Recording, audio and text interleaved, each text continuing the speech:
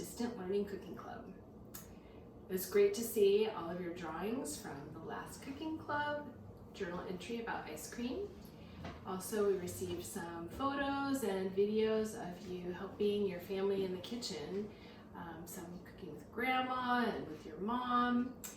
It was great to see that you were cooking with an adult like we talked about. It's important for safety that you are with a grown-up in the kitchen when you're cooking and that they give you permission and know that you're with them for safety.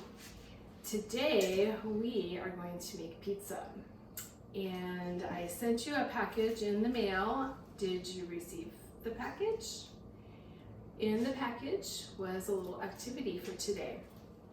Since we're not able to meet together and do this together like we normally do in the classroom, I thought it would be fun for you to make a virtual pizza at home so we can still do an activity together. And it'll be kind of like making a pizza, but perhaps maybe you can cook pizza with your family at a different time. But today we can make a pizza project. So let's get started. I've already washed my hands before this episode, so I'm ready to start creating the dough. And this is our ingredients for pizza. First of all, we're going to make a dough. And do you remember what this is called? I can hear you saying recipe. So yes, this is the recipe. And in our recipe today, there's going to be two parts. First of all, we're going to make the dough, and then we're going to need to let the dough rise for a couple of hours. And then we're going to come back together and put the pizza together, all of the toppings. So let's tackle this first part here. The ingredients for the dough is water, yeast, and I'll talk a little bit more about yeast, sugar, flour, salt, and then we're going to use some oil to oil a bowl. So let's get started here.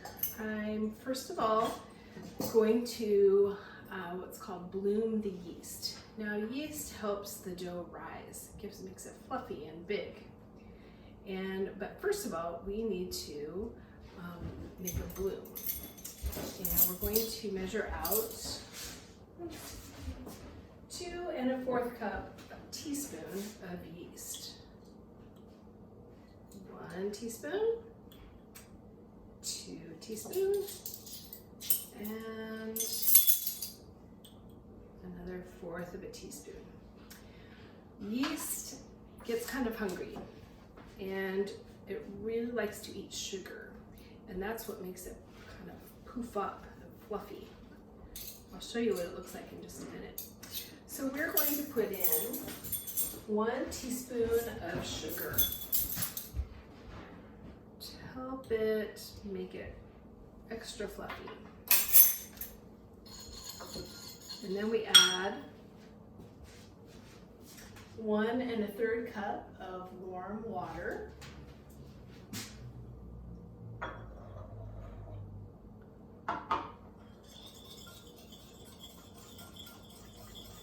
Stir it up. Stir it up really good. I just want to be able to show this to you, and then I'm going to add the rest of this water here. Stir it up. And then once you get this all stirred up, you're going to wait for it to bloom, approximately 5 minutes. And in about 5 minutes, actually I'll leave this here. So it looks kind of all watery here, but if you look at this one has already bloomed, and you see how it's kind of fluffy on top? This is the yeast that has risen, and it is ready to use. So you want to make sure that it gets this fluffiness on top and blooms.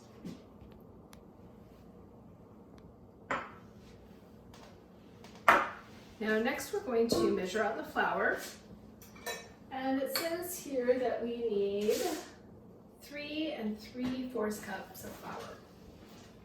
So here's 1. And they're asking for a certain amount, especially for baking, you want to make sure you have it exactly.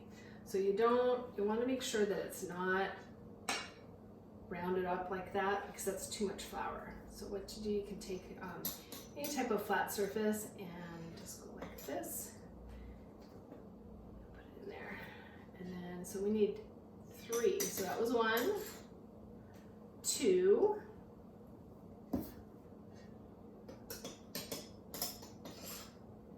3, and then I have a 3/4 cup here too. So 3 3/4 cup. The next thing we need to do is add the salt. 1.5 teaspoons of salt.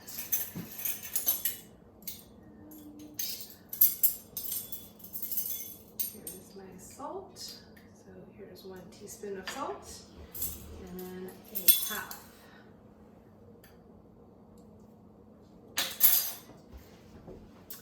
And so this is what it looks like so far. We have flour and salt, and then we're going to add our yeast mixture right into it.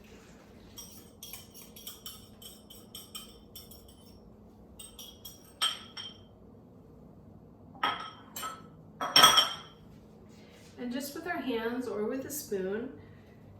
Also, if you can make this in a blender, like a KitchenAid blender or a blender that can handle dough, that's okay too. Or you can just make it in a bowl. And this is what it's going to look like. It's going to come together.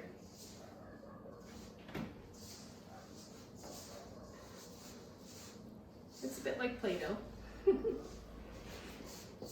And so you're just going to want to mix it all up and try to get it into a ball.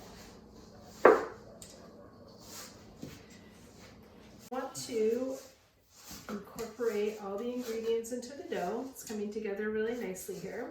And then put it out onto the surface.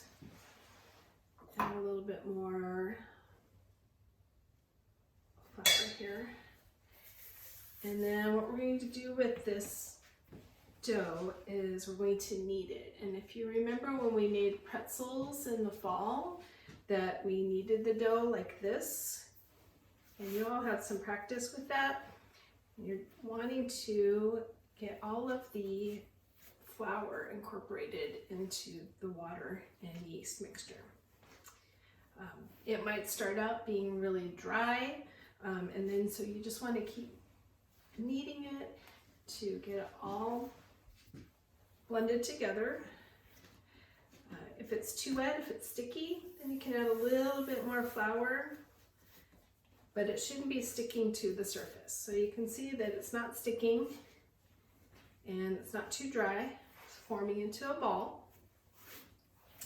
And once you're able to form it into a ball like this, we're going to want to let it rise until it's approximately twice in volume. So double its size, about 2 hours. So we're going to put this into a bowl.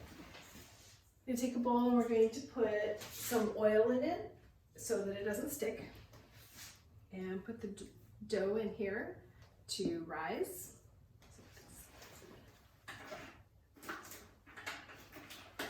And then we're going to put some saran wrap over it.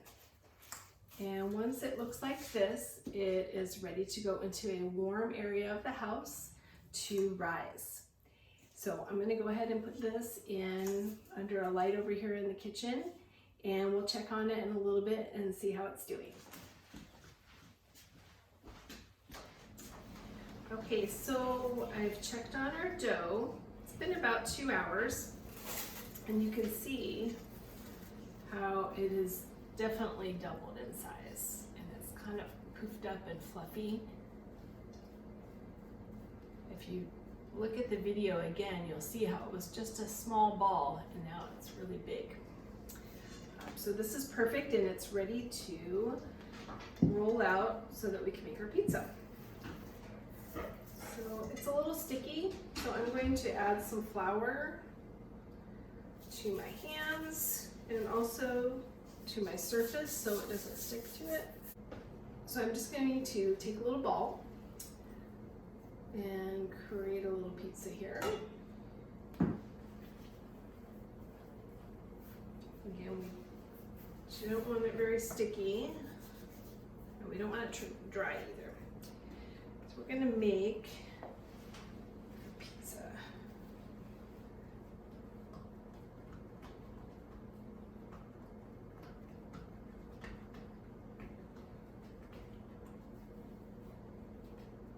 Do it different ways. You can move it around like this. You can even use a rolling pin if you wanted to at home. Or you can just pull it into a circle. So we're ready for just making a little pizza. You can make it as big as you want.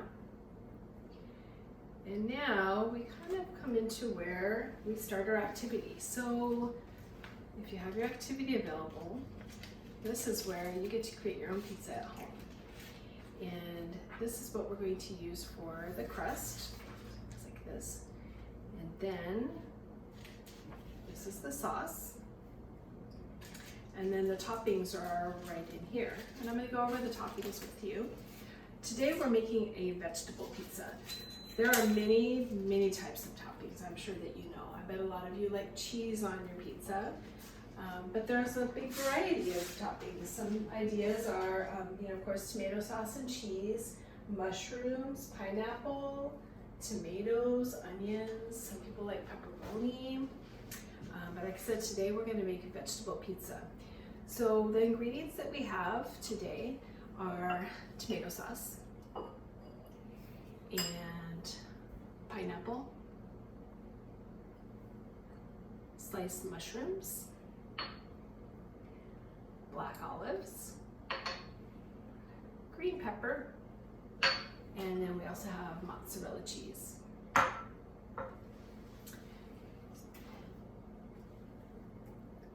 I am first going to, before we bake it, we're going to have this, take this pan, and I'm going to put a little bit of oil in it, just so it doesn't stick and it will brown the crust. So you can do this with your fingers or a paper towel. And then I'm going to put my pizza dough right here. All right, do you all have your pizza dough ready at home, your virtual pizza dough? Start with your pizza dough, and then you're going to add your sauce. And just like this.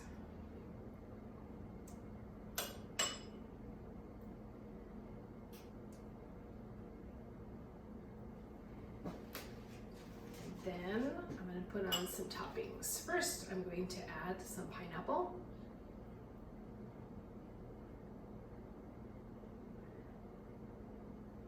Are you adding pineapple to your pizza?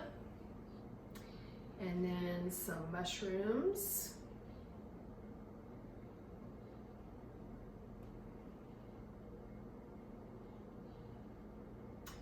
And some black olives. Is your pizza starting to look like this? And I think this is a really pretty color, this green and the green pepper. Some of these ingredients you might not have tried before. So it's a great idea to try some things that you might not have. Or if you like a cheese pizza, that's okay too. So I have my dough, my tomato sauce, my toppings, and now I'm going to add some cheese.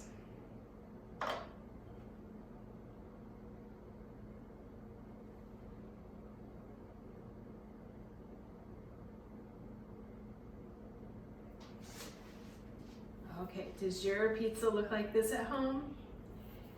Now we are ready to bake it in the oven, almost ready to eat it. So I'm going to bake this at 400 degrees in the oven, and then for about 10 minutes until it is crispy and brown on the edges, and then we'll be able to try it. All right, so I'm ready to put this in the oven. Make sure a grown-up does this part for you because oven's obviously hot. You don't want to get hurt. So we'll leave it to cook and we'll check on it in just a little bit.